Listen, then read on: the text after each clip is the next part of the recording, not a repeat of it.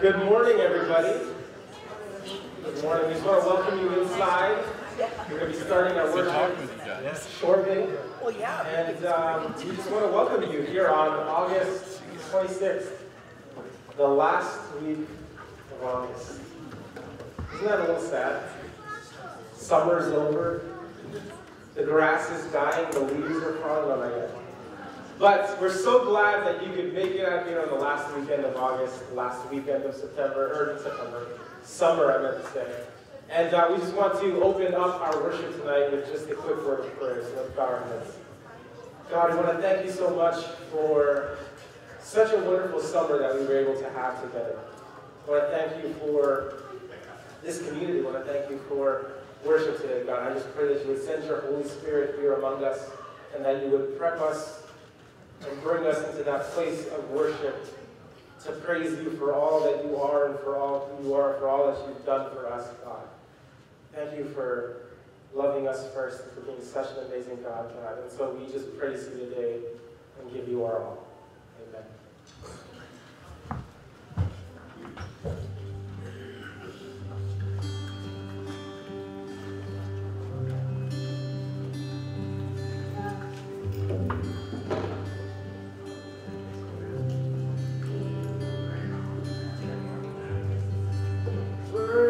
Of every song we could ever sing, worthy of all the praise we could ever bring, worthy of every breath we could ever breathe, we live for you.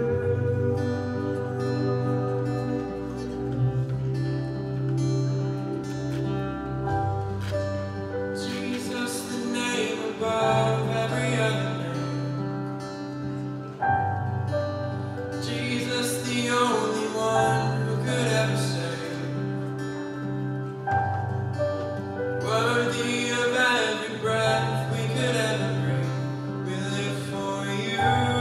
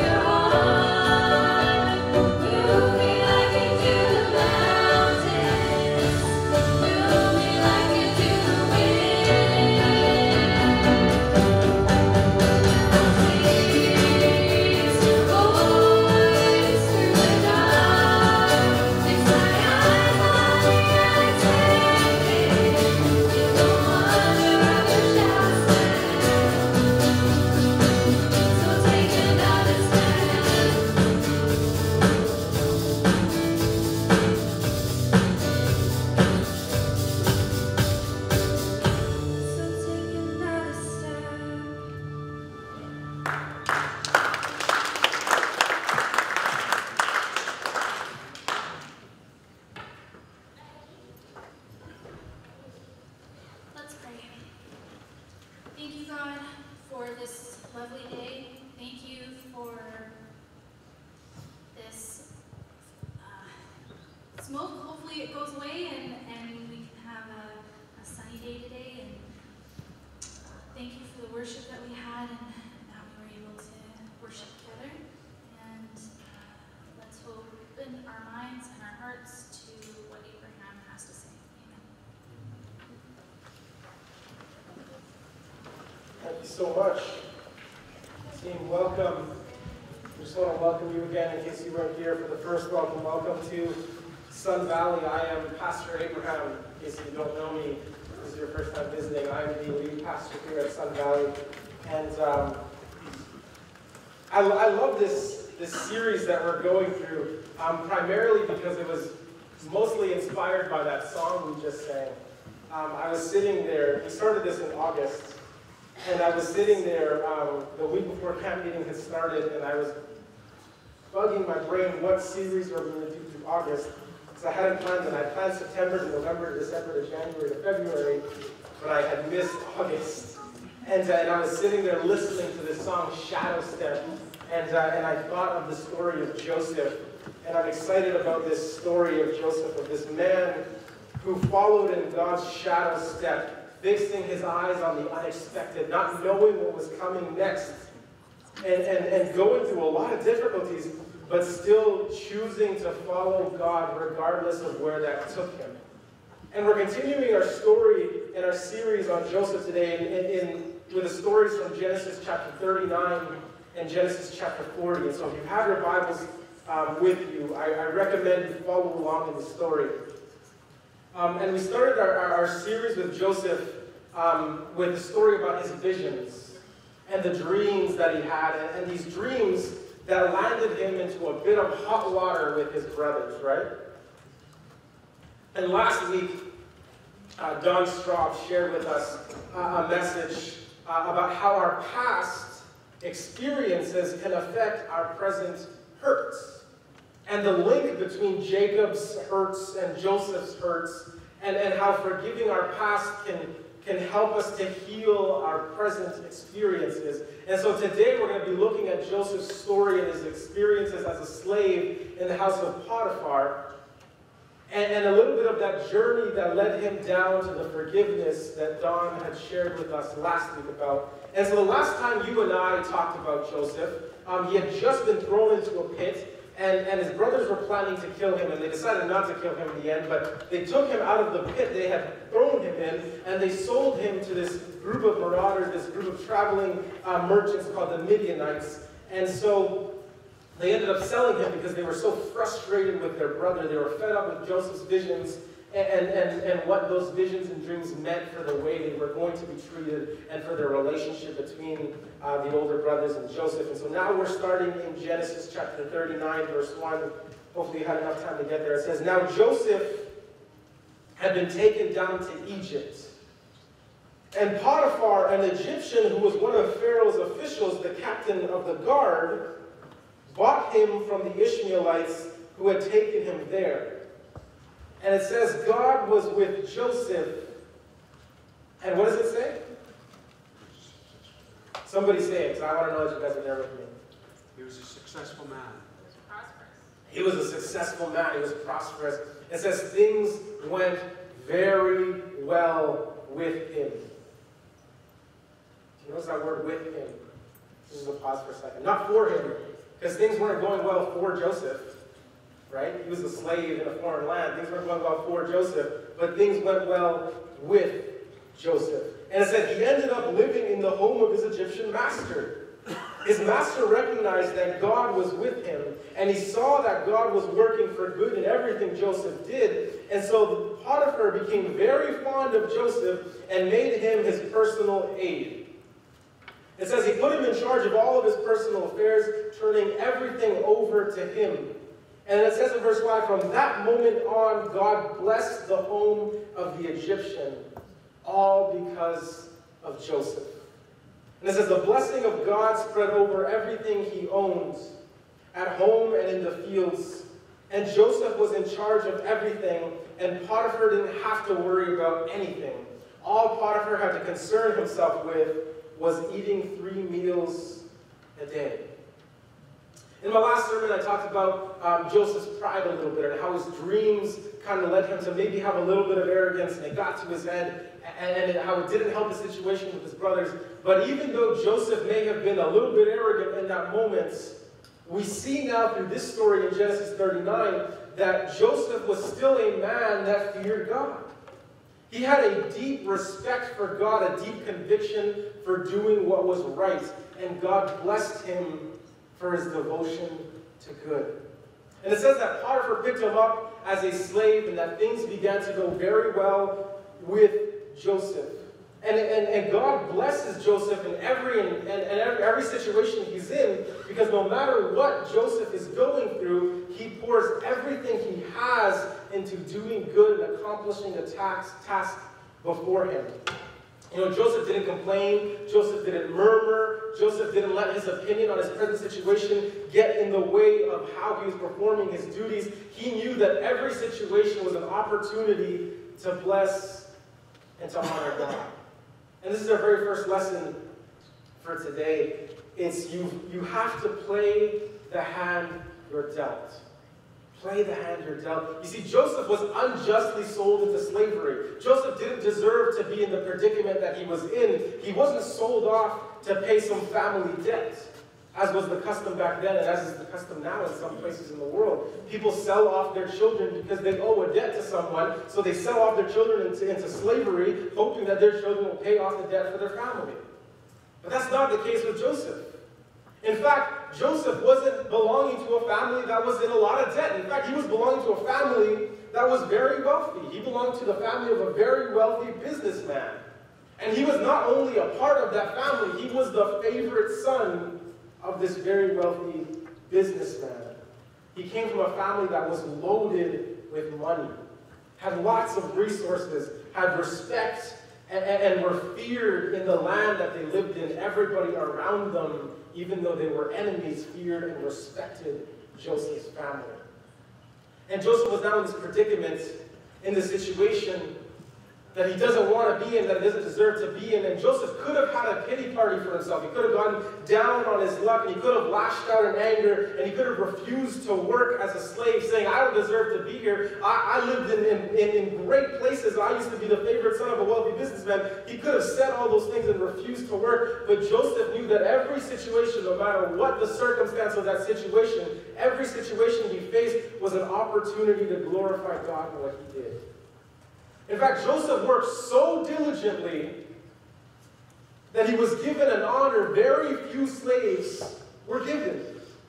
He was given the honor to live in the house of his master and oversee all of the affairs, everything, all the household stuff, all the business stuff, everything was left to Joseph.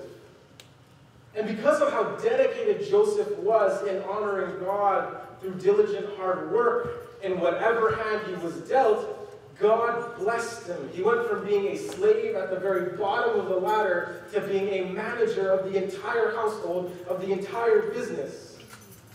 Hard workers honored God.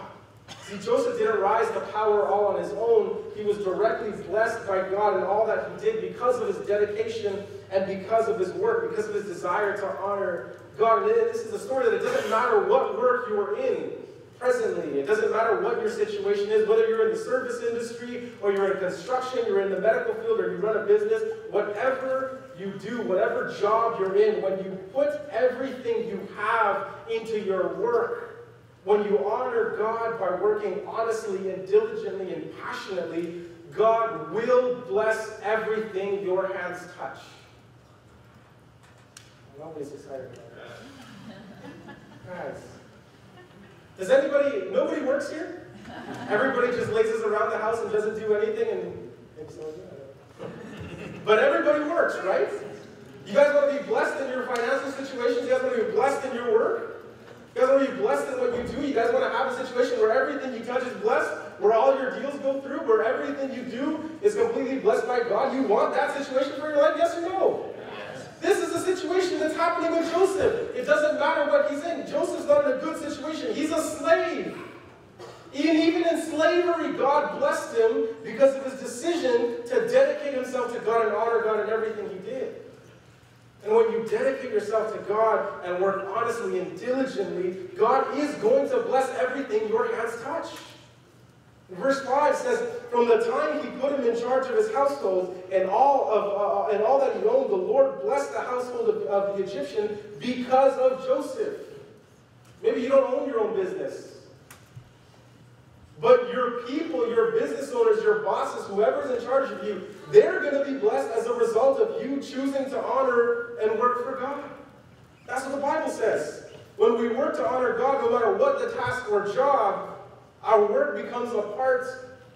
Listen to this. Our work becomes, no matter what your job is, our work becomes a part of the way we minister to those around us. Because a lot of us, or maybe some of us, or maybe none of us, I don't know what the consensus is here. Hopefully all of us are wondering, how do we get involved in ministry? How do we become a part of God's plan for our lives? How do we become proponents of the gospel? How do we preach the gospel? Maybe you're not comfortable standing up here like I am. I'm not that comfortable sometimes. Maybe you're not as comfortable preaching in the traditional sense. But when you work diligently, the way you work, no matter what the job is, becomes a way you minister to those around you. Because they see your faithfulness to God, and they see the way God honors your faithfulness and blesses everything you touch. Not only do we become blessed, but everything we touch becomes blessed as well. And it's really easy to give up when things aren't going our way, when our job isn't going our way. It's so easy to say, oh, I don't want to do this job anymore. When the job is something we don't want to do, when it's distasteful or menial labor or whatever it is in your life that you don't like doing, it's a part of your job that you hate. And it's easy to kind of not really put your energy into it. But Joseph did something that he didn't like doing. He was a slave. Have any of you guys ever been slaves? I hope not. Joseph was in a really bad situation, but he knew that no matter how distasteful his job was, when he worked to honor God, God would honor him. And maybe some of you guys have heard this saying. I'm sure most of you have. You guys have heard the saying that grass is always greener on the other side of the fence. Right? You guys have heard that saying before. I was reading this book that really impacted me, this phrase, and I thought of the story of Joseph. And the quote, it's on the screen just in case you guys want to capture it or write it down or something. It says, the guy who is always looking for greener pastures is the same guy who hasn't committed to the pastures he already has. Read the next part. He winds up mediocre, average, and always looking for greener pastures. I'm going to read it again because this just changed me. And I hope it changes you. The guy who is always, or the girl, the person who is always looking for greener pastures is the same person who hasn't committed to the pastures he already has, or he or she already has. They wind up mediocre, average, and always looking for greener pastures. How many of you guys want to wind up average and mediocre? No. No.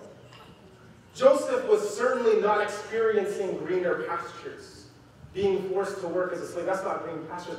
But he recognized his duty not to search for greener pastures, but to commit to the pasture that had been placed before him. They say the grass is always greener on the other side of the fence, but the grass is always greener wherever you choose to water it. Wherever you choose to dedicate time, wherever you choose to fertilize it, wherever you dedicate to take care of whatever situation you're in. God isn't looking for people who excel in green pastures. God is looking for people who are willing to play their hand that they're dealt and commit to the pastures he places before him, no matter what the condition of the pasture. See, God gives us opportunities to honor and glorify him in everything we do, no matter how unfavorable, no matter how demeaning, no matter how uncomfortable. You see, God is calling us to minister in the messy and messed up situations of our lives that we find ourselves in.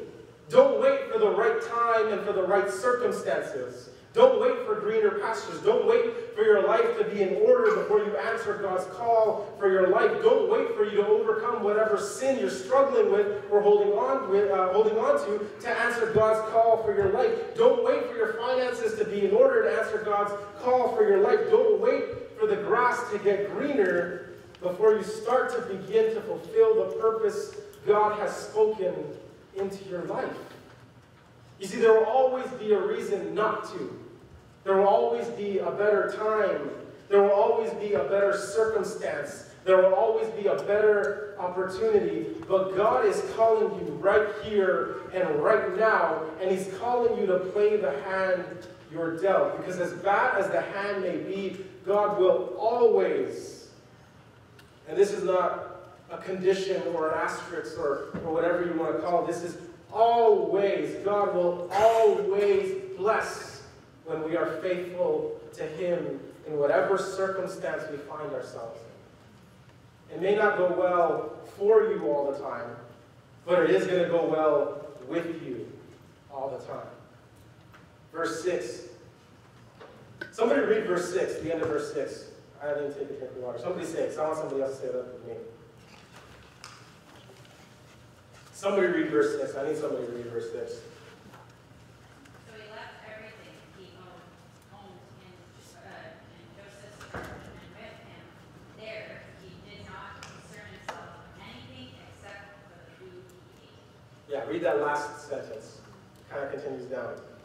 Now Joseph was handsome in form and appearance. Yeah. I'm glad a woman read that. Joseph, my version said, Joseph was a strikingly handsome man. This is an odd detail for the Bible to put, but it's important in the context of the story. Joseph was a strikingly handsome man. You see, Joseph wasn't just blessed in his finances, he was also blessed in his looks. If you want to look beautiful, no, I'm just saying, I can't say that. Joseph was a strikingly handsome man. And it says in verse 7, as time went on, that's where we get into a little bit of trouble here. As time went on, his master's wife became infatuated with Joseph. And one day she said, sleep with me. Bad situation. Verse 8, he wouldn't do it. He said to his master's wife, look, with me here, my master doesn't give a second thought to anything that goes on here. He puts me in charge of literally everything he owns. It says, no slave is greater in this house than I am. He treats me as an equal. I'm not even really considered a slave. The only thing he hasn't given over to me is you. That's because you're his wife. How could I violate my master's trust and sin against God? And it says in verse 10, she pestered him day after day after day after day, but he stood his ground. He refused to go to bed with her or even be around her. And now, even though Joseph is a slave, things begin to go well with him. His dedication to his work, his Christ-like attitude caused God to bless him in whatever he did and whatever he touched. And he was held in such high regard over every other servant of the household. He lived with Potiphar. He was considered an equal to Potiphar. He carried a positive attitude. He was a handsome, confident young guy. He was well built. The Bible says in some versions he was lean and muscular with these beautiful soft curls hanging down from his head. And a beautiful tanned glow that most of us spend hours in the summer to achieve. He had it naturally. And all of this good-looking man led Potiphar's wife to take notice of him. And after months of suggestive comments and flirtatious behavior, she approaches Joseph and asks him to sleep with her. And this is probably not a one-time thing. I feel that this is probably a pattern of her attitude, of her character. And it may not have been the first time she entreated a slave to sleep with her, but this may have been the first time one of the slaves rejected her proposal. You know, Joseph was so committed to adhering to the morals that he was taught and raised to believe. He was committed to keeping his personal integrity no matter who asked him to break it. He was committed to honoring God by being faithful and an honorable servant to his master Potiphar. And he said, in response to her entreaty, he says, "How could I betray my master's trust? Everything he's put under my charge is properly cared for. He doesn't have to worry about anything when I'm in charge, and you're his wife. I could never betray his trust. But even more so on top of that, I could never sin against my God." You see, Joseph rejects her proposal not because he's worried about getting caught, not because he's worried about the consequences of whether he goes through with it or not. He rejects her because he knows that to sleep with another man's wife is not just a sin against his master Potiphar, but a sin against his God. What if we all started to view the bad things we did not a sin just in general, but a sin against God? How would that change the way we act? How would that change the choices that we make if we view our choices as an honor to God or a sin against God? That's the way Joseph viewed things. Everything he did was weighed in contrast to the morals and the values that he was taught. Joseph is committed to living and leading a life that is honorable to God in every sense of the word. And our second lesson from the story is commit to being a fanatic. Commit to being a fanatic. When you are deeply and truly passionate about something, we consider that person a fan of that thing. But we've washed down the word just a little bit because you can be a fan of just about anything. You can be a fan of a sports team. You can be a fan of a TV show, a movie franchise, of a book series. You can be a fan of companies. You can be a fan of whatever you want. But it's not just enough to be a fan, quote unquote, of Christ. We have to be committed to being a full-fledged fanatic. See, a fan just kind of follows around whenever it's on. But a fanatic, as defined by the dictionary, is a person filled with excessive and single-minded zeal. Excessive and single-minded zeal. A person with an obsessive interest and enthusiasm for something. Obsessive interest. Are we filled with excessive and single-minded zeal for Jesus? Is following God's word for your life an obsessive interest? Because if it isn't, then maybe we're not committed to being fanatics for Jesus. You know, I know we're all at different stages in our life, and I know we're at different places in our walk with God, and maybe you're a person that's new to this whole kind of Christianity thing, and maybe you're just learning about all the amazing things that Jesus has done for you. Maybe you're just starting to recognize God's working in your life, and if you're new to this, then you might not be ready to be a full-fledged fanatic, and that's okay. And I hope that as you worship here with us, that you would find fanatics for Jesus amongst us, and that you would be contagious, that you would catch the disease, if I can call it that. That our fanaticism and our passion and our zeal and our single-minded obsessiveness with being godly people would be contagious and rub off a little. But if you've been in this walk like myself for a while, then I would challenge you to not just be a fan, but be a fanatic, with a single-minded focus, weighing every decision in light of the gospel and the plans that God has for your life.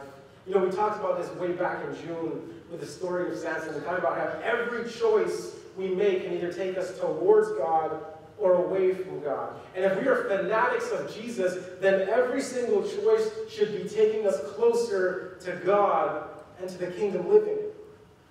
When we are fanatics about our goals, they become our primary focus. It doesn't matter what we have to sacrifice to achieve these goals. We are willing to shift things around, cut things out, add things in, whatever it takes to stay committed to what we're passionate about. And the amazing thing about God is that when you make God your primary focus in life, God begins to shape things out in your life so that everything begins to fall into place. Do you want financial stability? Do you want your relationships to work out? Do you want to find true and appropriate love? Do you want to do well in your career? Do you want to find fulfillment and purpose for your life? Put God first above all things and watch the way that God begins to settle all those other things around you. Put God first in your life and watch the way that he blesses you no matter what you're doing, no matter what you're touching. Watch how God begins to bless you and everything you lay your hands on when you're committed to being a fanatic of Jesus. Verse 10 says that she pursued Joseph day after day after day, but Joseph refused to go to bed with her or even be around her. When you're committed to honoring God above all else, no matter what the cost, the temptation to sin, to compromise your morals and fail to do what you know is the right thing to do, it may not go away. Joseph was strong. Joseph held on. Joseph said, no, I'm not doing this. But she came after him day after day after day after day. The temptation to sin may not go away the first time you step up and say no. But when you choose to honor God in everything that you do, committing yourself to his plans for your life, not just once, but on a daily basis, God will strengthen you to overcome whatever temptation the devil tries to throw at you to steer you off course. You know, people can say whatever they want about me. People can call me a prude because I'm committed to honoring God by not having sex before marriage. You can say whatever they want about that. They can call me boring or uncool because I'm committed to honoring God by not consuming alcohol or drugs or anything that would put me in a state of mind to compromise my values and my morals with God. People can call me a Jesus freak or a religious nut because I love to talk about God in every single conversation, because when you get me talking about God, I literally can't shut up. Because I'm so passionate about Jesus and his gospel that I would dedicate my entire life to equipping people to minister in their community. And you know what? I hope they would say those things about me.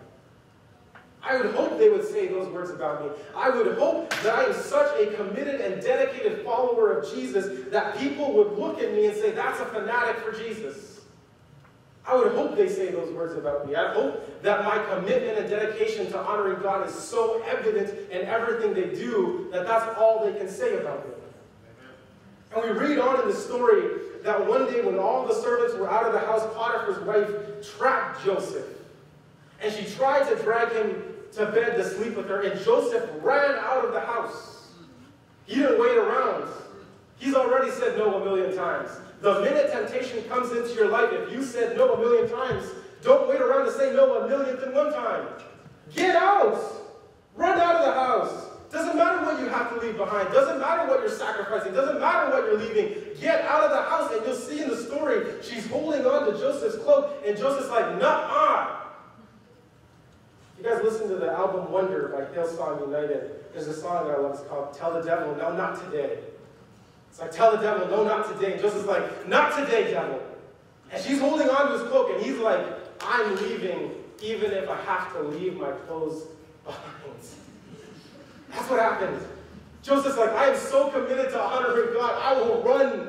He wasn't completely naked. He had his body parts on. But he's like, I'm so committed to honoring God that I will leave my top cloak behind in order to get away. I'm out of here. And she grabs on. She's grabbing so firmly that she tears it off.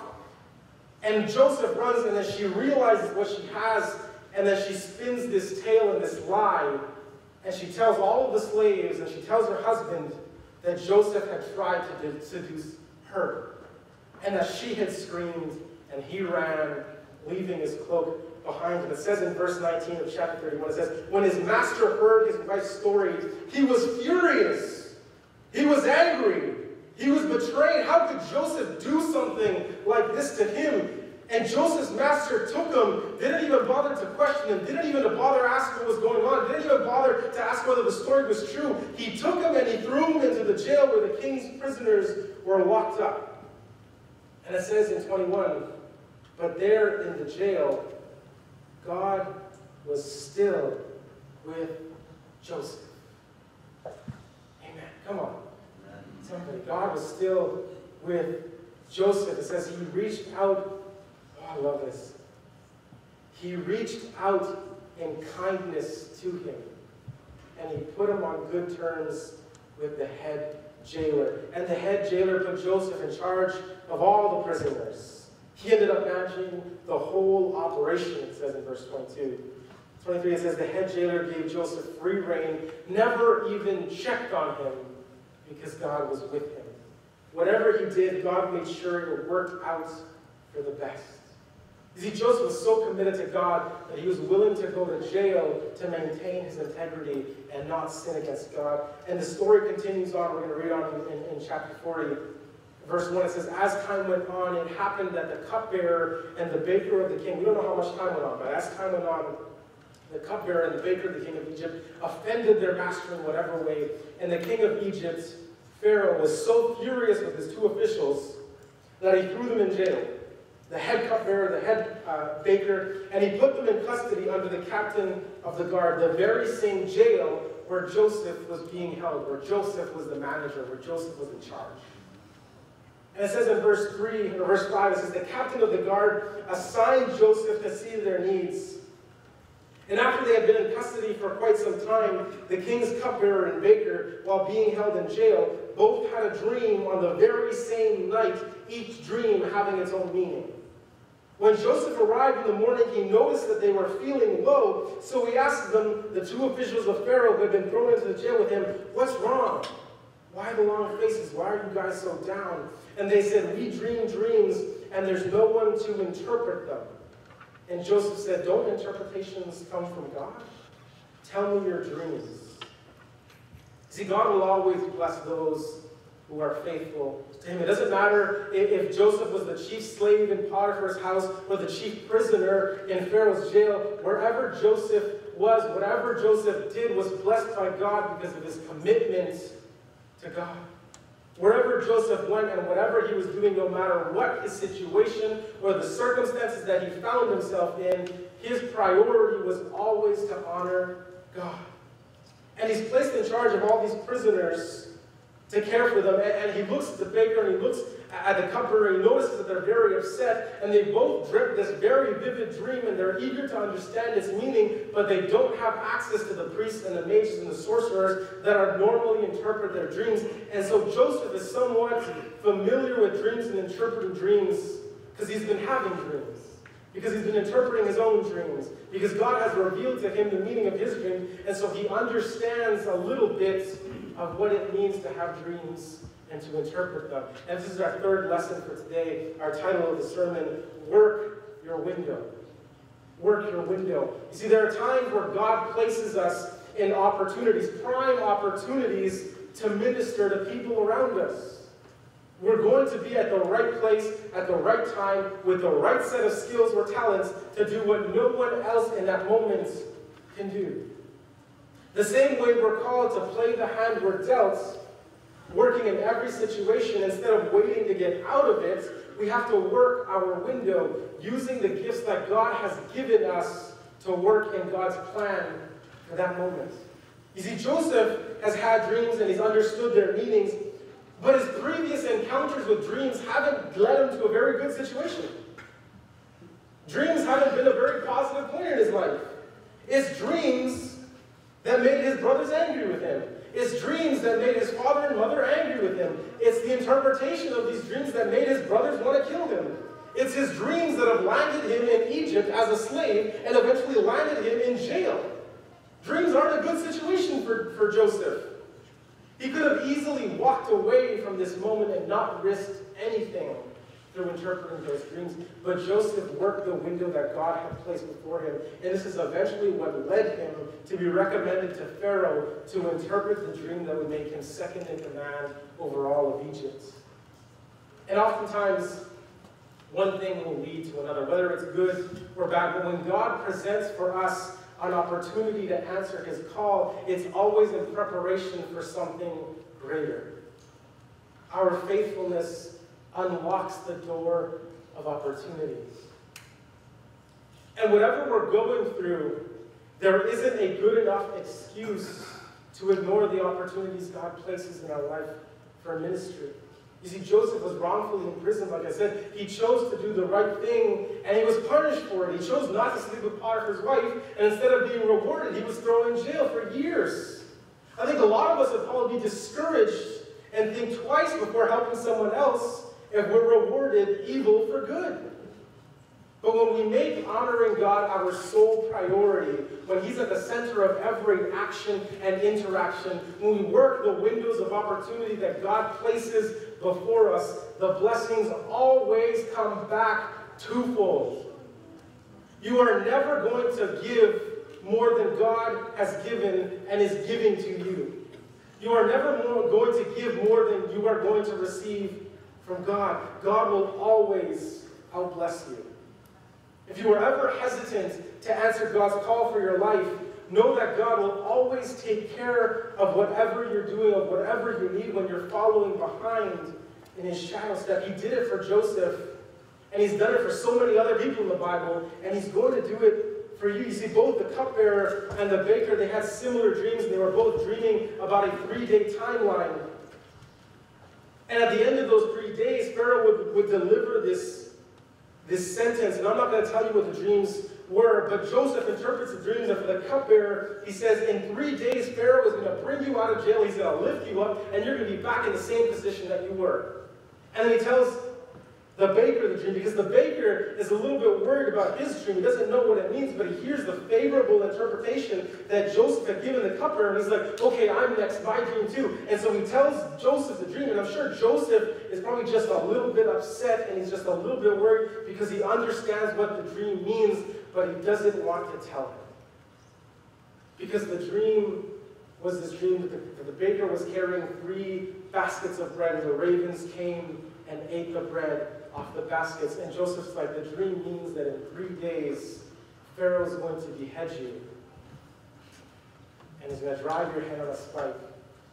And the birds are going to come and eat your flesh. Like, Joseph didn't want to interpret that dream.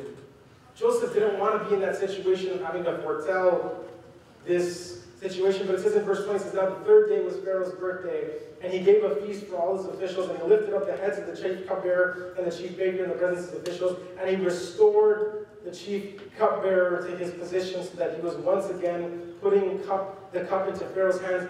But he, verse 22, but he impaled the chief baker, just as Joseph had said to them in the interpretation. See, sometimes the gifts God has given us may feel like a burden. Sometimes we don't want to minister with the gifts that God has given to us because it's not what we want to do, it's not what we want to say, it's not the situation we want to be in. You see, the dreams that Joseph had when he was young may have felt like a burden looking back because they were gotten sold and eventually landed him in jail. His ability to interpret dreams now felt like a burden, having to deliver the foretelling of a death sentence. And here comes our final lesson of the story. It's not a sprint, it's a marathon. You see, it's easy to feel discouraged when things don't go the way we'd like them to go. It's easy to give up certain things God calls us to give up, or it's not easy, to give up certain things that God calls us to give up when we look at the immediate satisfaction versus the long-term satisfaction. It's not easy to put effort into our relationship with God when playing a game or watching TV or doing whatever can be more fun than spending time in prayer and communion, communication with God. But we have to remember that this life isn't a sprint. It's not about what we get right here and right now. Life is a marathon. Everything we do now prepares us or unprepares us for the kingdom life to come. You see, Joseph didn't rise to power to be the second in command in Egypt until 13 years after he was sold into slavery. And when he interprets the cupbearer's dream, he says to him in verse 14, he says, when all goes well with you, remember me, show me kindness, mention me to Pharaoh and get me out of this prison. I was forcibly carried off from the land of the Hebrews, and even here I have done nothing wrong to deserve being put in prison. But verse 23 says the chief cupbearer, however, did not remember Joseph. In fact, he forgot all about him. And it says in chapter 41, verse 1, it says, when 2 full years had passed, Pharaoh had a dream. See, Joseph was enslaved for 13 years. We don't know how long he was a slave to Potiphar. We don't know how long he was in jail, but we know there's a minimum of 2 years. I would estimate Joseph was probably in jail for 5 years before he got out, wrongfully imprisoned.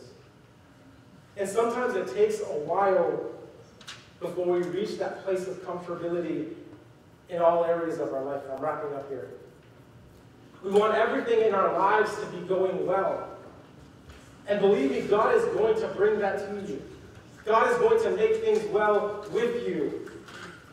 Things are going to go well with you. Maybe things aren't going to go well for you, but things will always go well with you, no matter what the situation, no matter what the circumstances. We want everything in our lives to be going well, but there are journeys that we have to go on first.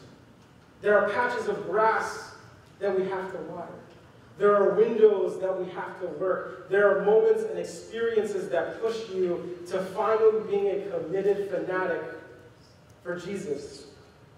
Even when things don't go our way in this life, the beautiful thing about the gospel is that we have a hope and a promise that God will always work all things for good, either in this life or the next. Amen? Play the hand you're dealt. We're not called to be people who never act because we're always waiting for a better opportunity or a better time. God calls us for his purpose in the middle of whatever circumstance we find ourselves in. We're not called to search for greener pastures, but to commit to the pastures that are given us. Commit to being a fanatic. Don't just be a fan of Christianity. Commit to being a full-fledged fanatic for Jesus. Make him your number one priority in any and every situation. Every choice that we make and every action that we take is weighed against our commitment to be dedicated followers of Jesus. Work your window. Work the opportunities God puts in front of you. No matter what you are going through, we still have the opportunity to bless others. No matter how messed up our life is at the moment, we are still called for God's purpose. It's not a sprint, it's a marathon. Things won't always go your way right away. But when we remain faithful and committed in our relationship with God and hold true to what is right, then we are guaranteed a good outcome. Guaranteed a good outcome. You know, the whole Bible, the entire Bible is a story of God's attempt to bring us back into full relationship with him. That's what the Bible's about. It's a story about God redeeming mankind. It's a story about God bringing us into fullness of relationship with him. And do you know what happens at the end of the story? Do you know how the story ends? It's a spoiler alert in case you haven't read your Bible through yet. The end of the book says we win. The end of the book says the devil is defeated. The end of the book says that sin is no more. It says those who remain committed to Jesus get to experience the fullness of a relationship with God in the kingdom life. Amen? That's the end of the book. That's your destiny. That's what God prophesies for your life. He says when you remain committed to me, you are guaranteed a good outcome. When you choose to follow in God's shadow step, following close behind you, wherever he would take us, we are trusting in the God who has never once yet failed us. We are trusting in a God to be our refuge in times of trouble, not necessarily from times of trouble. We are trusting in a God who is going to allow things to go well with us, not always for us. We are trusting that God will always work all things perfectly in this life or the next. We are trusting that it doesn't matter what God's journey takes us through. We know that as long as we remain faithful to following Jesus and honoring him in every situation and everything that we do, that our destination is guaranteed through the blood of Jesus Christ. Amen? That's the purpose for your life. A glory of eternity with Jesus Christ. That's the destination you're going to when you follow Jesus. And if things don't work out right now, remember, it's not a sprint, it's a marathon. Things are always going to work out either this life or the next. That's the promise that we have with Jesus. So don't be afraid to follow God. Don't be afraid to follow behind. Don't be afraid of the unexpected. Don't be afraid of what the journey has before us, because God promises that as long as you remain faithful to him, he's going to bless you in everything that you do. As long as you remain faithful to him, the destination is guaranteed. Amen?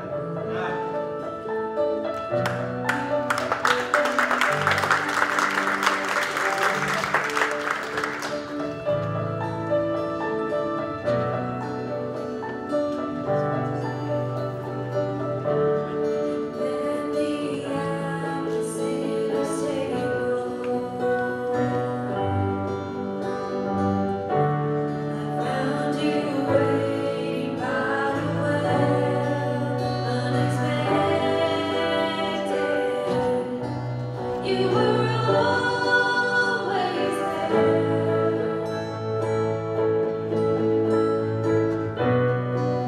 Tracing all my steps. Light up the way of your heart. Move me like you do the mountains. Move me like you do the wind. And I'll chase your voice through the dark. Raise my eyes on the unexpected. In the wonders of your shadow step. So take another step.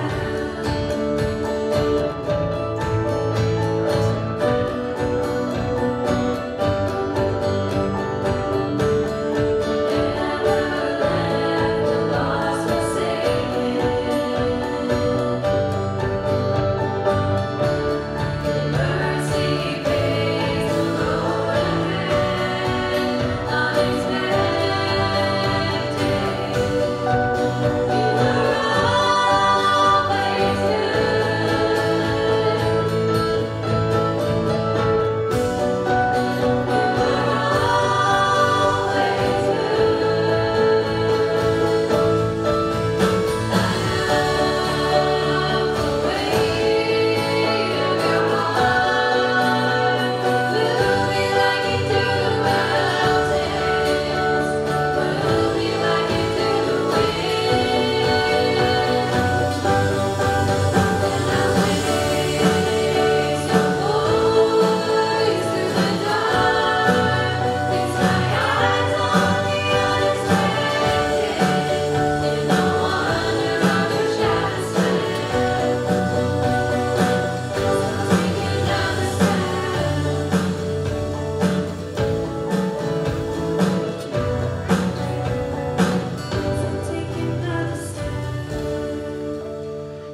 Let's pray. God, we want to thank you so much for being such an amazing God, for being a God that always goes before us, for being a God that, well, that like paves the road ahead with your grace. You're a God that walks before us. You're a God that prepares the path for us. You're a God that blesses us in everything we do, and we remain committed to honoring you. God, I pray that we would be committed fanatics of Jesus, that we would have single-minded, obsessive zeal to do what is right in all things, to choose the right way, to choose the right things, and to honor you through everything that we do, no matter what the circumstance, no matter what the situation. God, I pray that we would take comfort in knowing that this life isn't all that we have, that these troubles aren't the end of our lives, that we have a promise through your risen Son, Jesus Christ, that we can have an eternity of goodness and grace with you. So God, I pray that we would remain committed to you, to be able to reach that destination that you've been preparing for so long just for us. Thank you so much for loving us first and for always going before us. In your precious name we pray. Amen. Amen. Thank you so much for worshiping with us. We just want to let you know that one of the ways we like to worship here at Sun Valley is by giving back through our tithes and through our offerings. God has been so tremendously good. I know personally, I don't know if I can speak to you guys, but God has been so personally good in my life that one of the ways that I love to give back is to bless this ministry and to give back financially, to bless Sun Valley so they can do the work of ministering to the community around us. And so if you would like to partner with us here, you can give online at sunvalley.org/online-giving, or you can give in person right here through the tithes and through the envelopes and you can reduce change or whatever you would like to offer. Thank you so much in advance. We just want to pray for the blessing of this. God, we thank you so much for the blessings that you've given us. We just pray that you would bless this. What we give back to you, may it go towards your ministry and to doing your will in this community. In your precious name, we pray. Amen. I want to let you know about a couple of things that are happening.